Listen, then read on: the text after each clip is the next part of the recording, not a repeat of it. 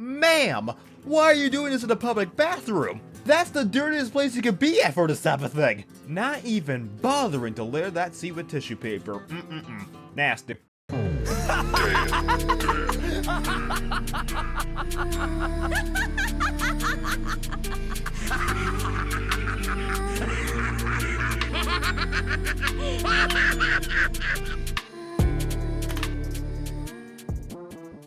Welcome back everyone to the Deranged Archives, the place where we look at the crazy, deranged, and just downright batshit insane characters in anime. And today's file is certainly someone unique. I mean, every moment this woman was on screen, it felt like she could douse the fires of hell and turn that shit into a water resort. That's how down bad horrendous she was.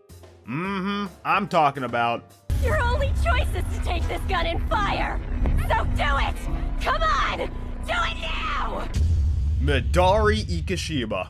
This woman is her own tier of insane compared to all the other psychos in this anime. I'd argue even more so than the protagonist. She's even got her own spin-off manga that I'm 100% reading. If you're a side character and you get your own spin-off manga, you're clearly doing something right. But don't worry, our prototype will get her own video at some point. It's in the pipeline. Now, I just gotta come out here and say that I absolutely fucking love this anime. Kakegurui's got all you need.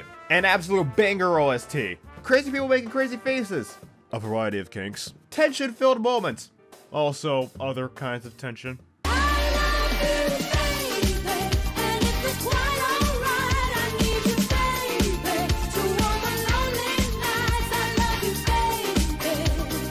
And lastly, confirmation that you are a bottom. Let me introduce you all to Hyako Private Academy. In this place, it don't matter if you got straight A's or are a star athlete.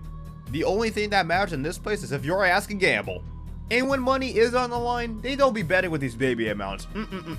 Nah, they get with them fat stacks.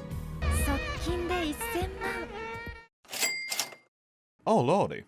All that time playing slots and Pokemon may finally be paying off. If you're trash at gambling, you're pretty much the Academy's plaything, being a dog or a kitten. Depending on the person, that might have its benefits. Then you got the upper echelon of gamblers. The gods that rule this school and hold more power than all the world's leaders combined. The Student Council. And our girl Midari is a fellow member. And we'll get to how the hell she became a member in a little bit. But get ready as we take a look at the very first file. It's an ordinary day at the Academy. Except for these three assholes over here desperate for some screen time. I don't know, there's like 5 guys in this entire anime from what I can recollect, these 3 included. And they are terrorizing our girl Yumiko. Things are about to take a turn for the worse until Midari inserts herself into the situation. Not with any good intentions such as stopping criminal acts on school grounds. No, only horny intentions. So the guys are just standing there stunned, not saying a damn word as Midari is going off. She then reaches into her bag and pulls out a whole-ass revolver. Oh shit, she's packing heat! Like, girl, you're just carrying that shit around? Strapped at all times of the day? This is Midari's type of gambling. The someone's gonna catch the smoke kind. 1 bullet in the chamber. If she pulls the trigger and nothing happens, he can do whatever the hell he wants. If it fires, well shit, I guess he has a bullet in him. Nobody's really down to play that game, even when she runs down the odds. 5 out of 6 chance sounds like some damn good odds. So good, in fact, that she decides to switch roles. This time, she wants them to shoot her. She doesn't even happen to do it up. This guy's just giving her the biggest bruh face. What? Eventually, him and the other guys just leave because Midari is too crazy for their blood. Meanwhile, Midari feels like she literally got blue-balled. What the fuck? Get back here and try to shoot me in the fucking face!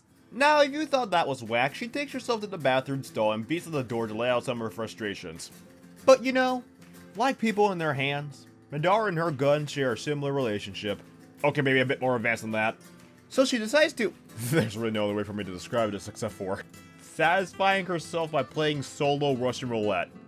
I just have to say, ma'am, why are you doing this in a public bathroom? That's the dirtiest place you could be at for this type of thing. Not even bothering to layer that seat with tissue paper. Nasty. Man, that poor janitor that comes in after her. Seeking a thrill, she plays this dangerous game and pulls the trigger.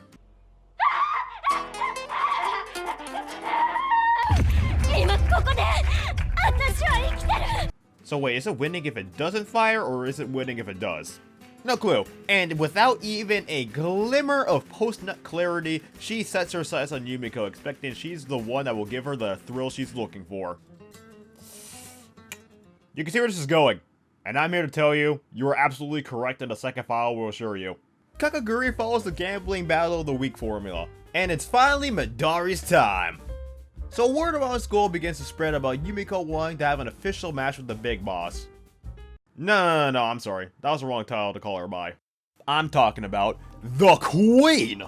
Kirari Momobami, the Student Council President, aka God.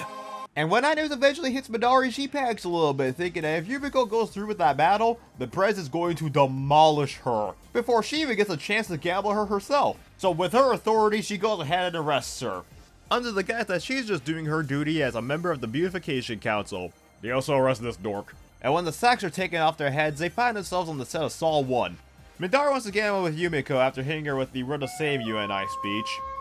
And this game she's gonna have them play is whack, to say the least. So here's how this game works. It's like a guessing game where you gotta predict the order of the cards that the dealer places them down in with your own cards. Whoever has the most matching positions wins. And what does the winner get? The chance to shoot the loser in the face. Who gave this girl a goddamn gun? You can load up the revolver with as many bullets as you want and get to fire up to the number of points you won. And it's random on whose gun you grab. So if one person loads one bullet and the other loads the whole thing with 6 bullets, there's a 50-50 chance of grabbing the insta-kill gun. Midari proves that these are real bullets by threatening the family jewels, and assures them that if someone were to get shot, the president will take care of that.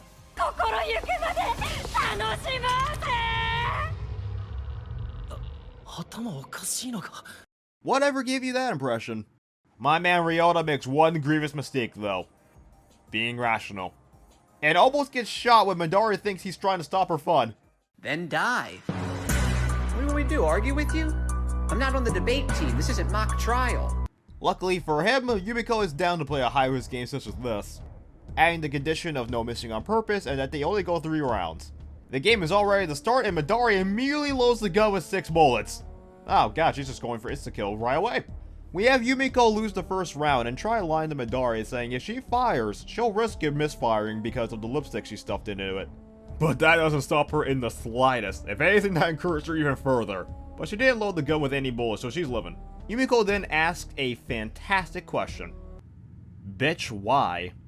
Oh, but then we get a flashback sequence where she's still got both eyes. And she's having a meeting with the Queen, and she has accumulated a massive debt. There is no way she's gonna be able to pay that off, so Kirari has an idea of how she can after her casual roast.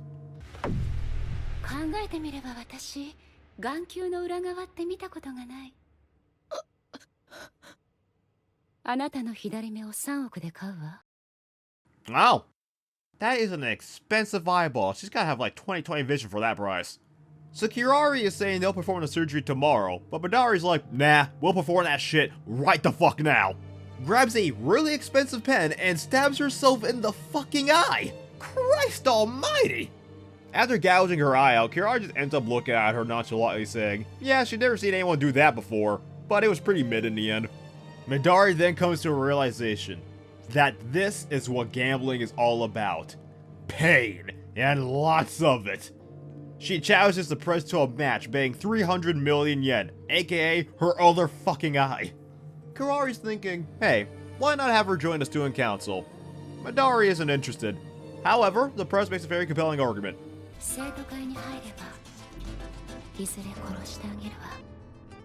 These girls are seriously just built different. We cut back to the match where Yumiko says with confidence that she can end this with a draw, winning the second round and gets ready to fire. Midari is overly prepared. Third and final round begins and they load up their guns. Yumiko calls out the trick Midari has been pulling with the camera feed and ends it with a draw successfully. And Yumiko is pissed off. An extremely rare emotion coming from her. Why is she so mad? Well, because she was not in any real danger of getting shot at all. Gambling is only fun to her if both parties play at equal risk. And Midari the whole time was trying to lose on purpose to get herself off.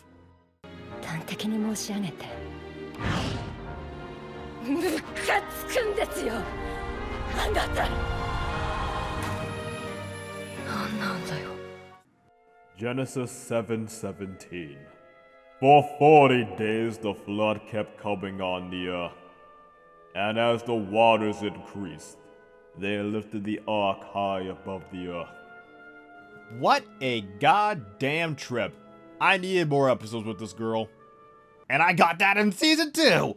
The title of this file is very literal. Well, because we find ourselves in yet another gambling match, and the theme of this one is finger guillotine. So pretty much you got 20 strings here to cut, and only one of them trips the guillotine and will cut your finger off. However, if at any moment you pull your finger out of the hole, you lose. It's pretty much a game of chicken. And originally the trick is that there's a bar in the mechanism that will prevent your finger from getting cut off. But of course the bar isn't there anymore, come on. It also doesn't help that this girl here challenged the 2 worst people for this match. These 2 literally get off on gambling with their very lives.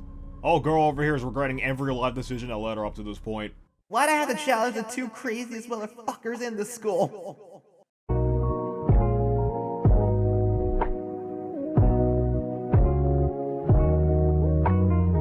I now realize how low that narrows it down. This psychological battle made this girl go through so many mood shifts.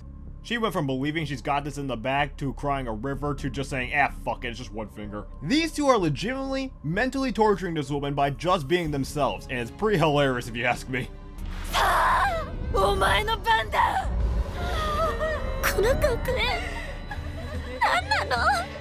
This is when your sleep paralysis demon decides to work overtime. Now Yumiko still hates our girl Midari's guts, and after she declared her as her new god, Midari is trying her best to get on her good side again. And gambling together, basking in the ecstasy would be a great start. And for the most part, it's working. And by some grace of God, out of the 18 strings they've cut, they have not chopped their fingers off yet, and only have 2 strings left, having a 50-50 chance of cutting off their fingers. And it shifts over to Midari's turn. This very intense moment of what will happen if she cuts that string, and she is loving every second of it. But you know what? Midari has had enough of this quote-unquote foreplay, so she goes and cuts both strings at the same time. We then come to learn that we were tricked, bamboozled, and quite possibly clowned on. The bar was still in the guillotine, and Yumiko kind of tricked the Lolita here to experience the feeling they were experiencing when playing the game. Midari is of course quite furious about the device here, and her chances of making up with Yumiko, who is also, quite furious. 二度と私の前に姿を現さないでくださいませ。不快です。 This bridge is fucking burned. It's so bad that Yumiko doesn't even acknowledge her presence when she's around. Good fucking luck, Midari. I'm just saying, I'm bang against you on this one. And with that, that will conclude the deranged file on Midari Ikashima. She is a max level masochist, and that's what drives her. Part of me respects it. The other is afraid. She truly does embody the phrase down bad horrendous. I mean, everyone in this anime kinda does in a way, but she's the extreme case. She is most definitely one of my favorite characters, but not my number 1. No, that ride belongs to...